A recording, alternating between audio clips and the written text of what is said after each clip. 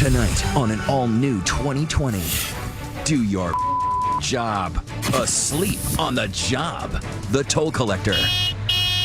The radio announcer. A park ranger, armed and unconscious. Hello, wake up. You don't get to be a shark by snoozing. You snooze, you lose. Then, an ambulance driver dancing at the wheel? Look, Ma, no hands. Not so funny when the 911 operators hang up on you. Are you going to give me an ambulance? Are you going to swear again, you stupid? Can I get some help here? Then, a movie director determined to get a shot on a train trestle. A young camera assistant eager to do her job. And video released today of the accident that ended her life. We all had to basically run for our lives. She was doing her job. What about him? For them to overlook something is absolutely, positively, it's unacceptable. A story that will put Hollywood on trial. Rolling. Here now, David Muir and Elizabeth Vargas. Good evening, and it's great to have you back. It's great to be back. And tonight, 2020 on the case. The outrage over people being lazy, slacking off, not doing their jobs. Just this week, that video going viral, the UPS man kicking that $12,000 package. Whatever happened to handle with care? You might be thinking we all know someone at work who isn't pulling their weight, but tonight, what if not doing your job cost someone their life? Chris Conley up first here with the moment on the train tracks, leaving many asking, whose job was that? Follow the muddy waters of the Altamaha River westward, past the Spanish Moss and the cypress trees in backcountry Georgia, and the river brings you to a century-old train trestle. Here, this February, a film crew would gather to shoot a movie's first scene. But the set would quickly turn into a place of real-life horror. Just kept saying over and over, Lord help us. God help us. Lord help us. On the film crew, put in harm's way, this young woman would suffer an all but unimaginable fate just for doing her job.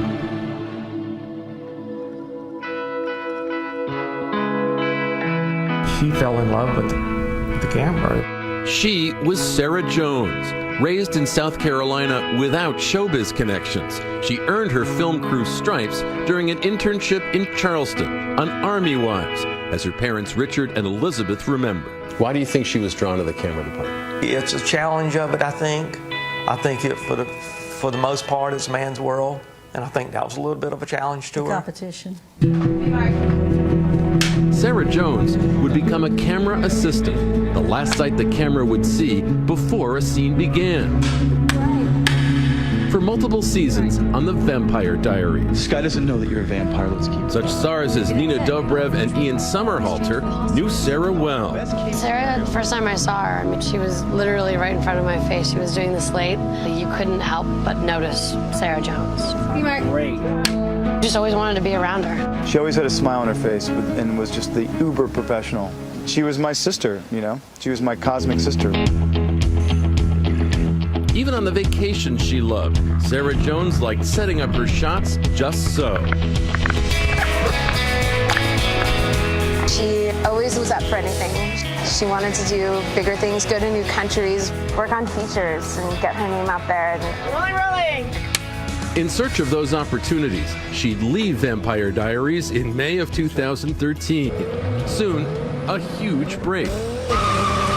Getting hired on the Fast and the Furious 7, as her parents recall. She was in the position she was striving so hard to be in. Get her foot in the door on feature film.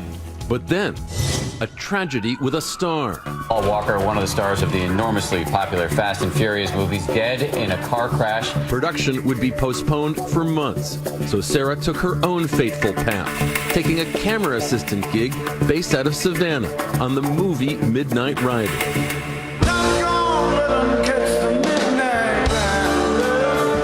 Based on a memoir by Greg Allman of the Allman Brothers, starring Oscar winner William Hurt, Midnight Rider would be an independent film, written, produced, and directed by this man, Randall Miller. Sarah mentioned to me that it is a low-budget film.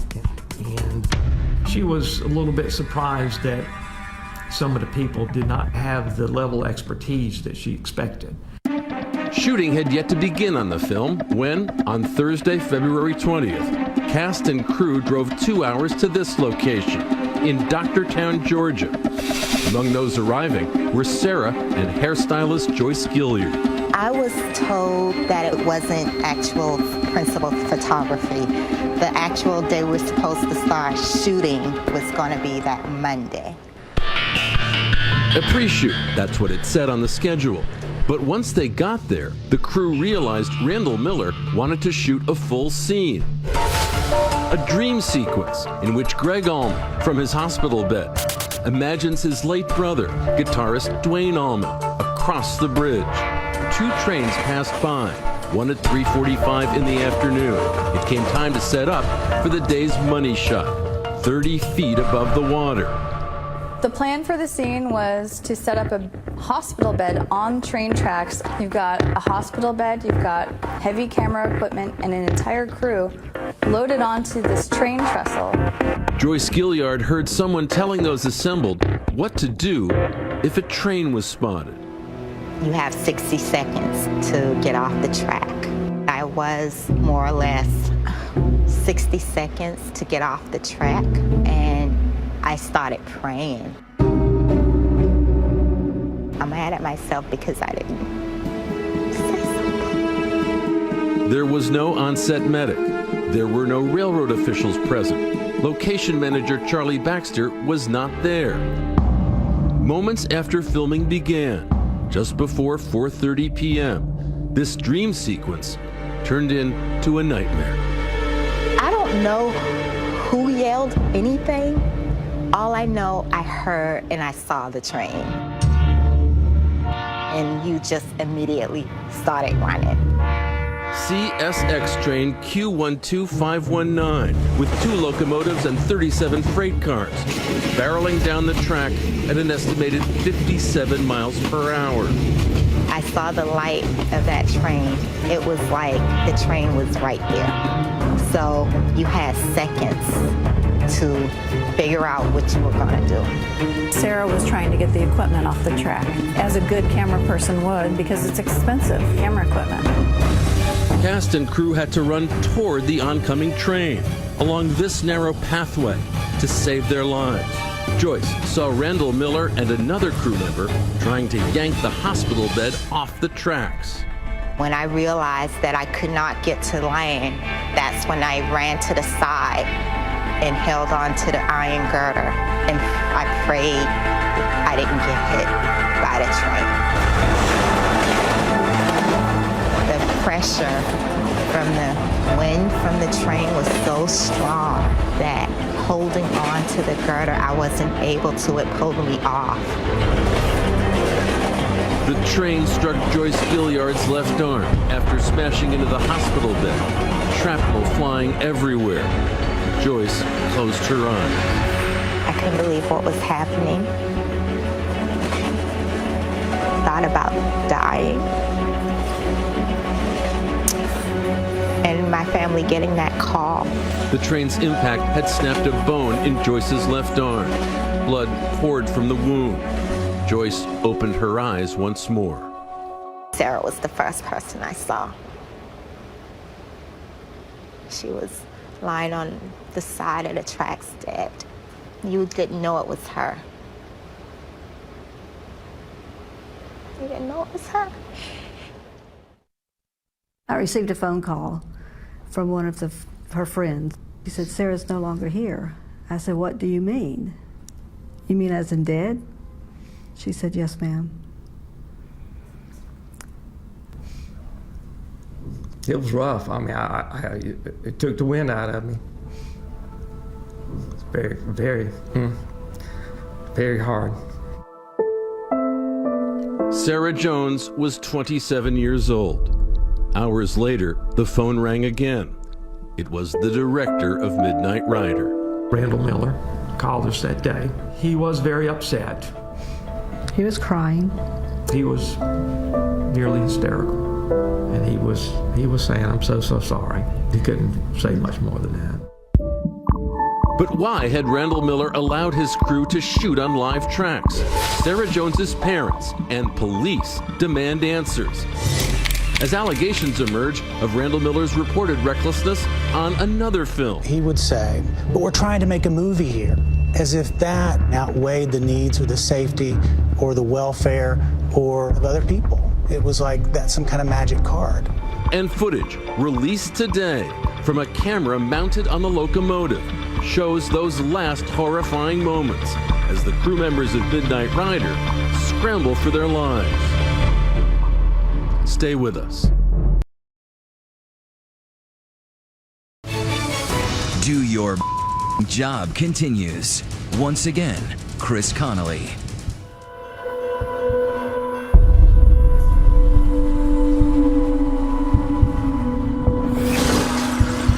After the hideous accident on the trestle bridge above the Altamaha River in rural Georgia, there was a silence as scary as what had come before. At first, it was like a quiet, like people were in shock. I remember hearing somebody say, "Oh my gosh, she's dead."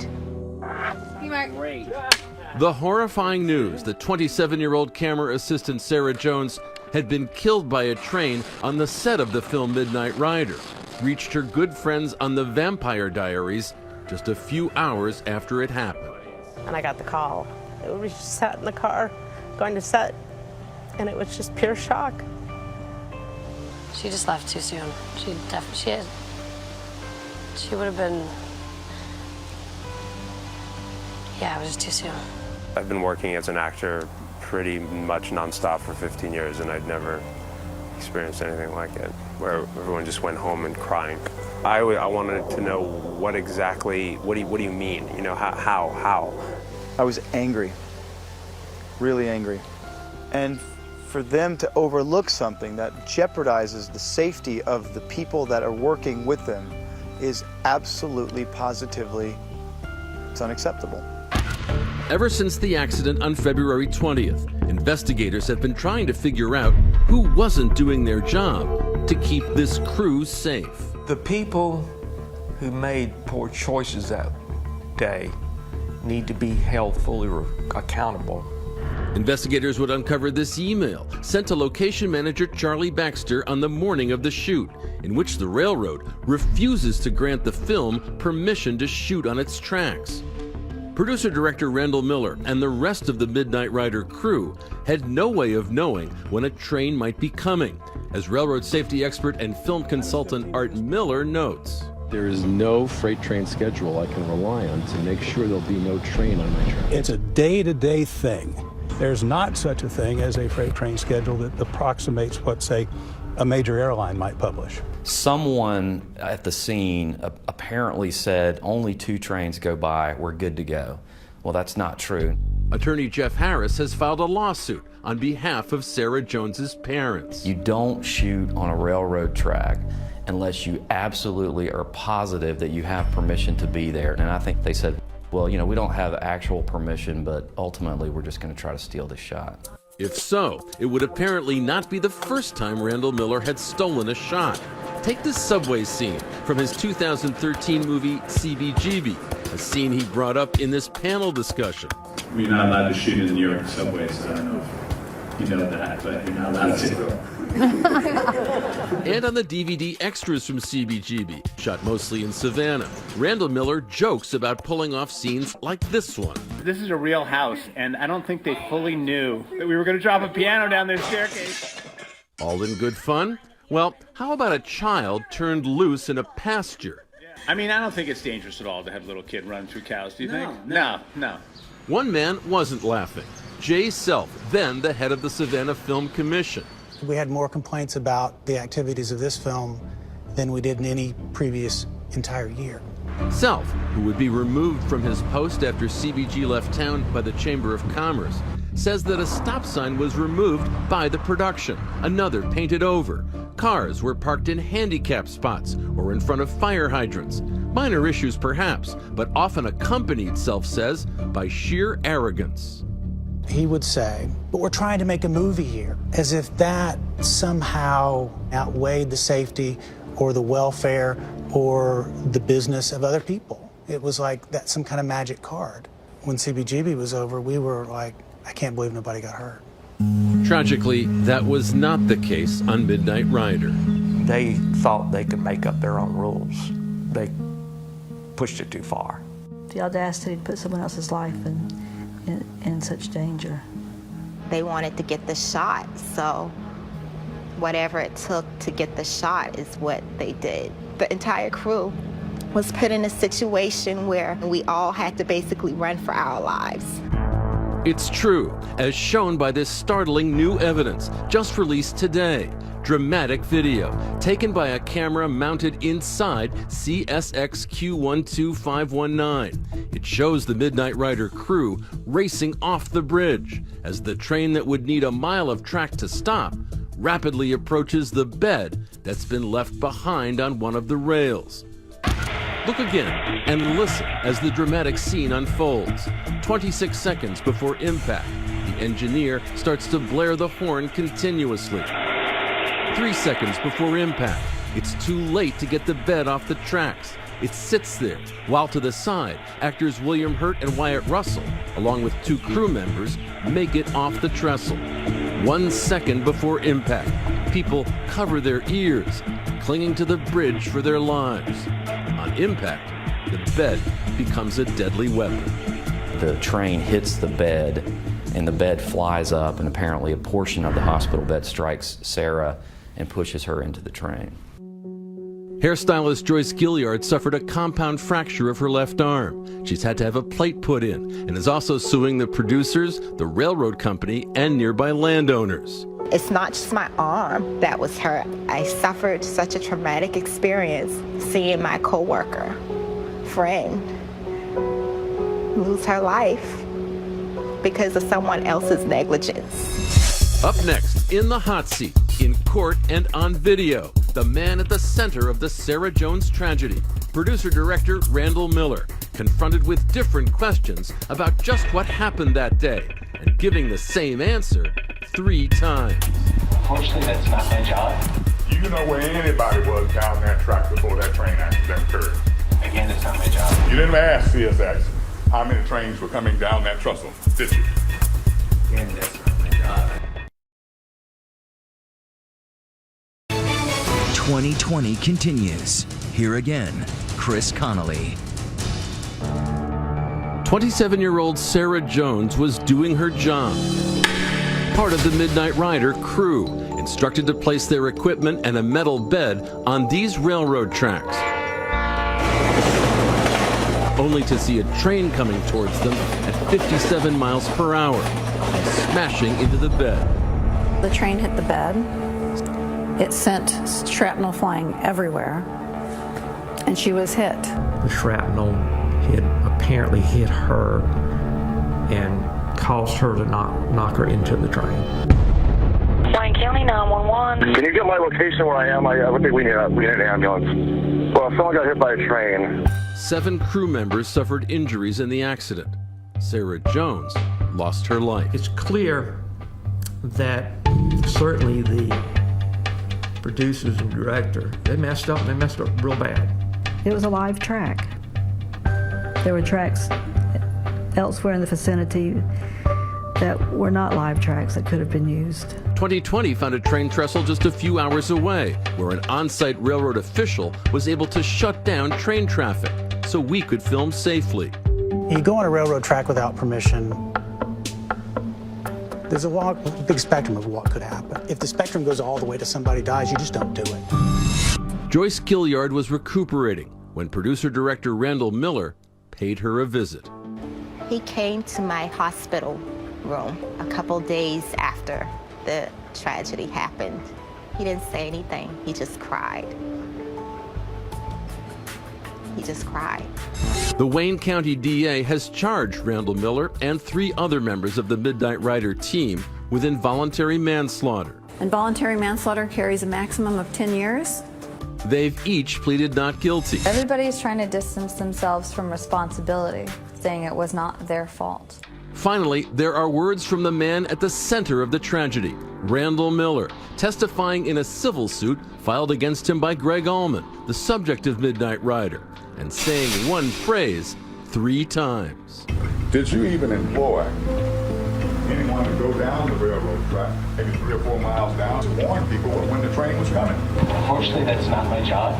You know where anybody was down that track before that train accident occurred. Again, it's not my job. You didn't ask CSX how many trains were coming down that trestle, did you? Again, that's not my job. Recalling the final warning that was given to his crew. Heard that if a train were to come, that at the very least we'd have 60 seconds. You actually believe that you can get a metal bed off the track and the people off the track in 60 seconds? Well, I didn't. Yes. Claiming he'd gotten the okay for his shoot from a company that owns land next to the tracks. You had a written permission, sir, to be on the train track. We have permission from Rainier, who gave us the permission to be there. The company Rainier owned the land next to the tracks, but not the tracks themselves, which is where the deadly shoot occurred. Did you have written permission from CSX, the railroad company, to be on that track? I'm not the one who does permits. I was in the middle of the track, and I almost died. Sarah Jones did die on those tracks. A statement released tonight to 2020 from the lawyer of Randall Miller and his wife, producer Jody Savin, says they believed they had permission to be on the tracks from Rainier and CSX. They had no reason to believe that anyone would be placed in danger. They will live with the sorrow of Sarah's death for the rest of their lives. Her death sent shockwaves through the filmmaking community, as nothing else had, since a helicopter killed 3 actors, 2 of them young children, during the 1982 filming of The Twilight Zone, the movie. Anita Bush and Jen Yamato of Deadline.com have been on top of the story from the start. The one thing that the Twilight Zone incident did do is it's helped safety issues for children and for child labor laws. I think we're seeing the same thing for safety on the set with Midnight Rider and Sarah Jones. People will not forget Sarah Jones. Days afterwards, hundreds of film and TV productions across the nation began to put Sarah Jones's name on their slates, from Scandal and The Big Bang Theory to Downton Abbey and Mad Men, all to reinforce the importance of on-the-set safety and to honor her memory. This was personally given to us by Nina Dobrev of the Vampire Diaries. I think latest count was 2,000 slates. The slates for Sarah have a special place in the home of Sarah's parents, who were watching as the Oscars paid tribute. When you saw her name up on the screen at the Academy Awards, what were your feelings? Overwhelming. She made it to the Academy. She made it. Yeah. Earlier this month, heartened by news that there's now a smartphone app for crew members to get backup on safety issues, hundreds took part in a safety walkathon in Atlanta. Never again let someone's daughter die. Those in attendance included Sarah's family and the Vampire Diaries cast and crew. In my head, she's always walking by me with this smile, and I'm in a bad mood, and all of a sudden I'm instantly in a good mood. Nowhere is her memory more cherished than on the Vampire Diaries set, where the first shot of the day is called the Jonesy as a safety reminder. The first shot is dedicated to Sarah Jones. Here we go, the Jonesy's up. Jonesy B. Mark. The last day I ever saw Sarah, we'd rented some bikes and we're just bombing around Amsterdam and had just the best time together. I feel as blessed as I do that my memories of her are so positive and so wonderful. We feel so blessed. To have had a daughter, to have had her for 27 years was wonderful.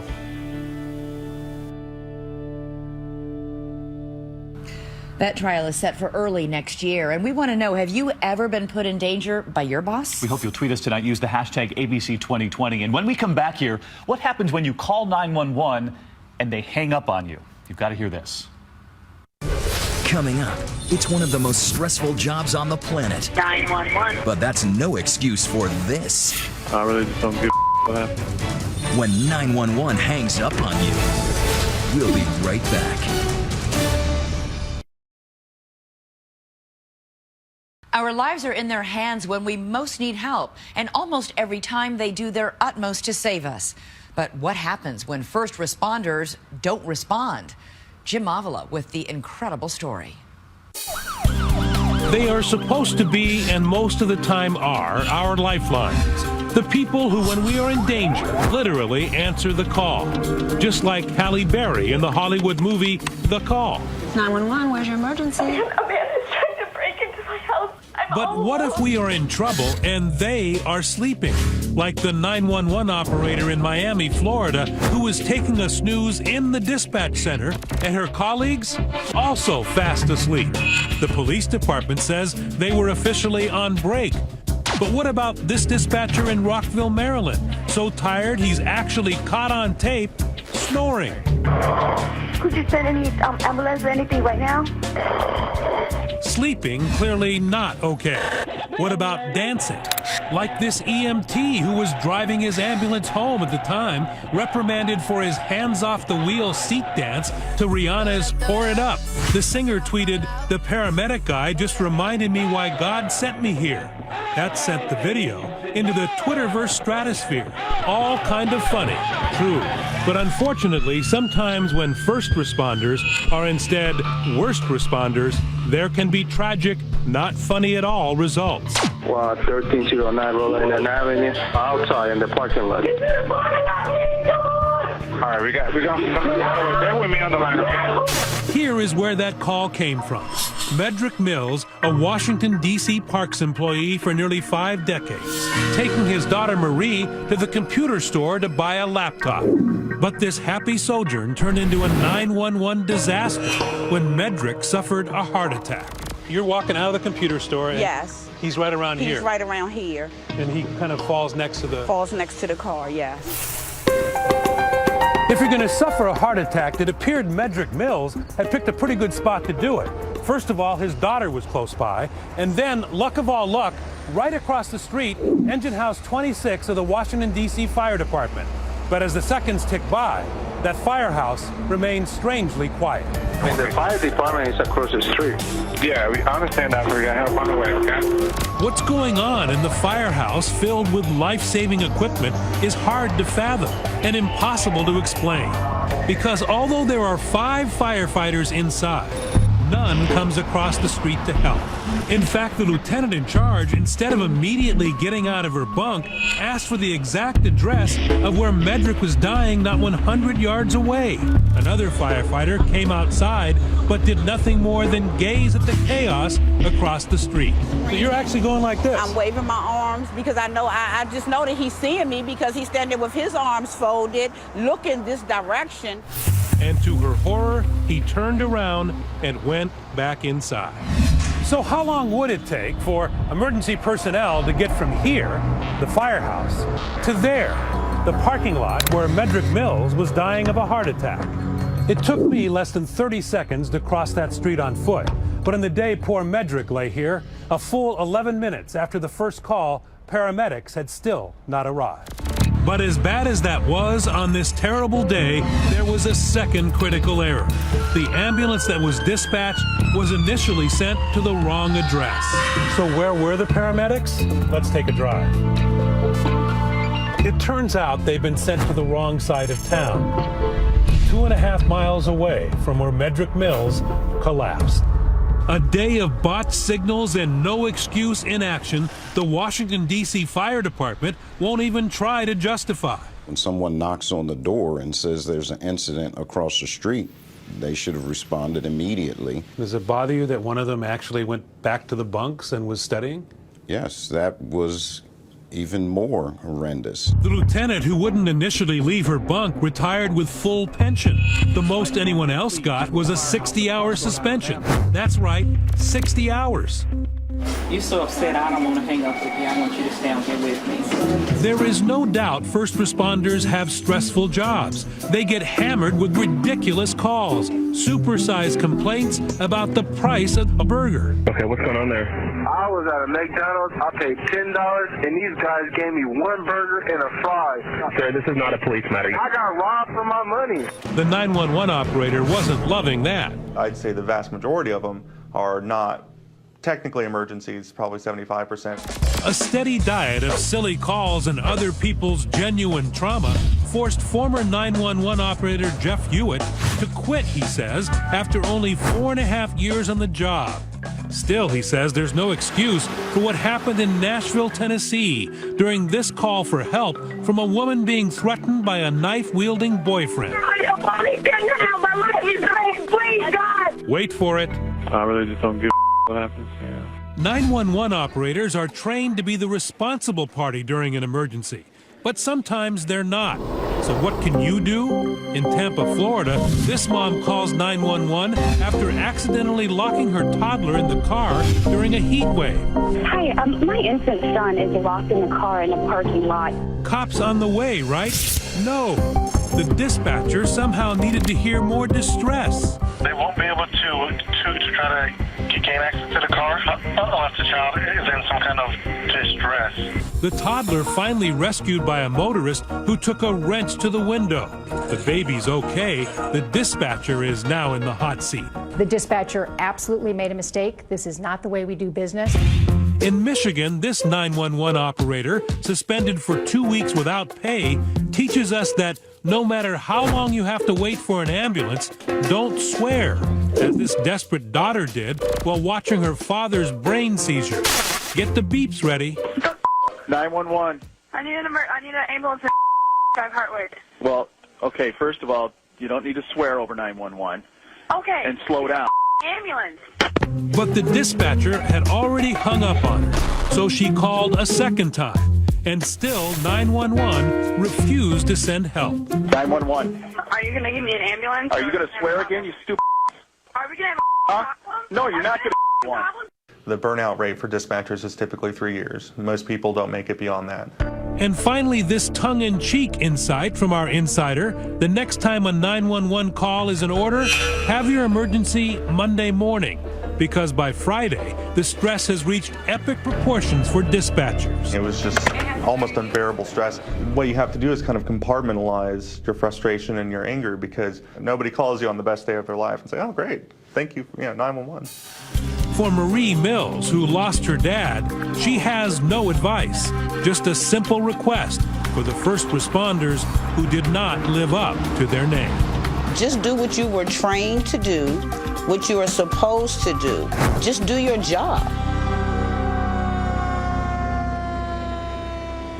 Just incredible waving to those first responders across the street, not getting help. Tweet us, use the hashtag ABC2020 if something like this has ever happened to you. And up next here, if someone at work says, I'm just exhausted, wait until you hear this. The Sharks from Shark Tank are here with a message for your complaining coworkers. When we come back, just resting their eyes. From movie stars to news anchors. Is falling asleep on the job the new normal? Not to the Shark Tank team. I'd rather be tired than broke. You won't believe how this HR professional thinks you should nap. That's just heartbreaking. When Do Your Job continues. Well, you knew this was coming because we've all seen it. Coworkers sleeping on the job, caught nodding off. What's their excuse? Well, you're about to hear it here tonight. And Chris Conley hearing from the Sharks on Shark Tank. They've got a message you can deliver to your coworkers come Monday morning. There's no greater risk to your career than falling asleep on the job. For Shark Tank's Robert Herjavec, who's amassed $100 million in his waking hours, downtime at the office is unheard of. You don't get to be a shark by snoozing. If you snooze, you lose. Yet for today's overworked employee, not getting enough sleep can really take a toll, even if he can't. Hey! Morgan Freeman, Michael Caine. Good morning. Even movie stars plugging their own films sometimes need an unexpected rest, like on this Seattle morning show. It's quite a wondrous thing to sit there. We were in the audience last night. And remarkably, live news anchors have been caught snoozing. Coming up on the BBC News Channel. Such as this one from the BBC. And this radio host didn't drop the mic, he dropped onto it. Even law enforcement isn't immune. This surfaced this week on our San Francisco station KGO. A trucker found this park ranger sawing wood with a beverage accomplice. There's a state park guy here, and I can't wake the guy up. And not even being photographed could wake up this alleged burglar, who catnapped his way into custody after the homeowner's house cleaner found him clasping the sack of jewels while bagging some Z's. 911. There's a man laying on the bed. I'm scared. Please hurry so we can touch him. Falling asleep on the job doesn't usually get you arrested. He's pled not guilty. But it can get you fired or teased on TV. Oh, we bored the scoreboard operator to sleep. Yep, sorry, pal. Your supervisor will be calling you shortly. It's worse for time zone crisscrossing politicians, expected to be ever alert, waiting to speak or listening to a speech. Maryland Governor Martin O'Malley nodded off during a meeting with constituents. Tracy Eno says she had spent weeks preparing a speech opposing a natural gas export facility. Hazardous properties. Yeah, I was really excited to be there because I thought finally, here's the opportunity to get the message across. Then it occurred to me, he's dozing off. I was really angry. Hello, wake up here. Pay attention to me now. At the time, O'Malley's spokesperson told Maryland's Daily Record he was listening intently during the 6-hour meeting. And he's only human. Recent sleep studies would open anyone's eyes. Getting enough sleep improves cognition, memory, and creativity. Great, but what about, money? Overachieving entrepreneurs like the Shark Tank crew insist that advocates for getting 7 to 9 hours of bed rest a night are full of sheets. There isn't enough hours in a day for me to get the stuff I need done, so I train myself to sleep 4 hours a night. Anybody can do it. You work kind of 24/7. You sleep because you need to and you have to. I'd rather be tired than broke. In short, do your bleeping job. But for the rest of us, lack of sleep can seem like a permanent component of any job these days. I look around here and I think, this is the perfect workspace for the 21st century, right? How sleepy are we? There was an HR study that recently called it an epidemic.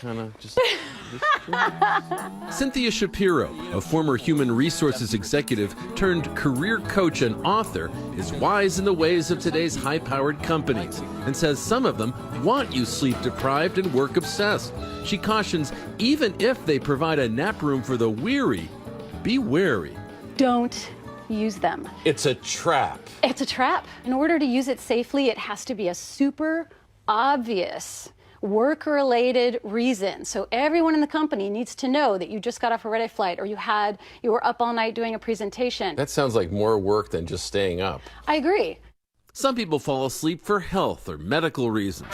But no matter what the cause, Cynthia suggests if you gotta doze, get out of Dodge. The best thing to do is get out. Tell your boss you forgot about a dentist appointment or you have to go pick something up, run an errand. Go sleep in your car. You're going to drive your car somewhere into an anonymous parking lot? Yes. Sleep in that parking lot? Sleep in your car. Set an alarm so you don't oversleep. That's just heartbreaking. Don't let them see you sleeping. But what if you just can't get away? Cynthia Shapiro showed me a canny, tongue-in-cheek cubicle cover-up to disguise drowsiness. Remember the governor listening intently? Let's call this the ponder. You want to have some important papers in front of you. You basically put your head on your hand and make sure it's pretty secure. And then you can close your eyes. And if someone, comes up and says, Chris, what are you doing? Oh, I was pondering. I was deep in thought. Yeah, these numbers, they got to add up. Yeah, exactly. Okay, all right.